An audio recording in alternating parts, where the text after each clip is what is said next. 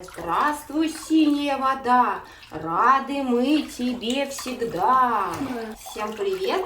Начинаем мы, как всегда, с разминки. Размешиваем водичку и кладем. Температура у нас по-прежнему 32-33 градуса. Сегодня представляю вашему вниманию вот такой гаджет для плавания. Это называется чепчик для плавания.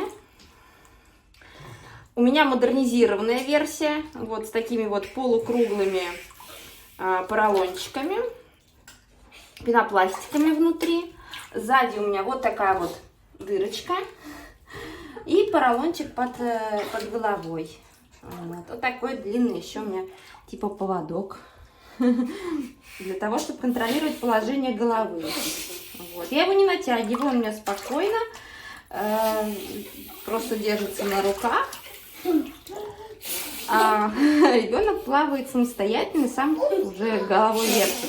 Значит, простой самый гаджет, он немножко выглядит по-другому. Он приспособление это старо как мир вообще. Разработан, насколько я понимаю, Фирсовым, потому что его методика, которую он представил в 50-х годах 20 века, методика Фирсова по оздоровлению, соответственно, плаванию детей. У него в книге есть эта схема этого чепчика. Ну, не такой модернизированной версии, а вот старой версии. Есть схема, как сделать, из чего, там, из каких-то пробок, еще что-то. И моя мама делала такой мне чепчик. Я сама плавала в таком чепчике, но это был, конечно же, уже почти 40 лет назад. Вот, сейчас вот такая вот версия. Я его делала не сама, мне его делала Юлия Ермак. Привет ей, спасибо большое. Можно у нее, по-моему, эти чепчики до сих пор приобрести, если хотите. Обращайтесь, контакты дам. Суть этого чепчика в чем? Суть этого чепчика в том, что... Спокойно. Суть этого чепчика в том, что ребенок, когда научится держать голову на воде, да, лежать, мы постепенно идут кармашки специальные, вынимаем из этих кармашков пенопласт, и ребенок начинает только с легонькой поддержкой держать голову. И мы постепенно вынимаем все, и ребенок у нас примерно в году начинает держаться на воде. Ну, кто-то раньше, кто-то позже, как обычно. Ну, примерно происходит так.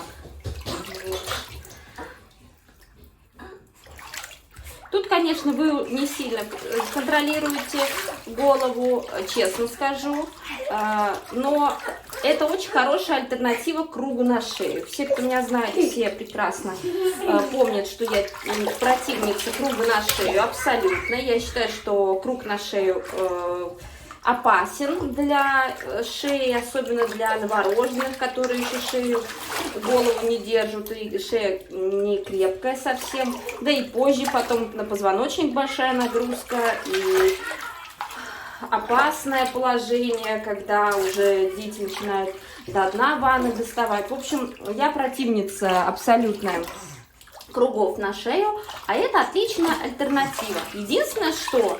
Конечно же, если он вот так вот буянит, да, то он заливает себе много воды в рот. Ну, как видите, мой нормально реагирует, он привычный уже, в принципе, да, мы уже давно занимаемся, и он привык к воде, но чепчик сегодня надели первый раз. Вот, я его сейчас немножечко успокою. Конечно, это как шапка, она не очень нравится, надевать ее как бы им тяжело. У меня, например, дочка не очень смогла. Но ненадолго можно, потом его просто снимаете и продолжаете занятия. Вот, штука хорошая, как альтернатива кругу на шею, гораздо более безопасная.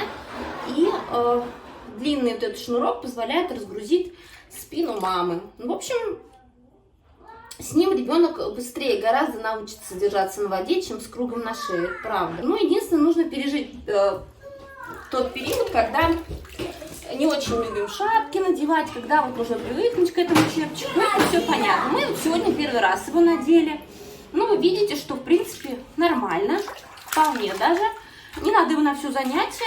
Только вот мы чуть-чуть поплавали, и вот хорошо. Достаточно для первого раза, вот вполне достаточно. Все замечательно. Я довольна, как сегодня получилось. Он почувствовал, где грань, где нужно держать шейку, напрягать, где нет. Лыбак это. То, что у него опущен таз был, это тоже потом мы будем работать над этим и постепенно вот здесь прогибать поясничку, и он уже будет держаться самостоятельно на воде. В принципе, дети, которые занимаются с рождения регулярно, они уже годы вполне себе лежат звездочкой на воде. Ну, как мои дети выросли, как они занимаются, вы видели в моем инстаграме прекрасно, как они плавают, уже отрабатывают технику плавания. Именно технику разными стилями.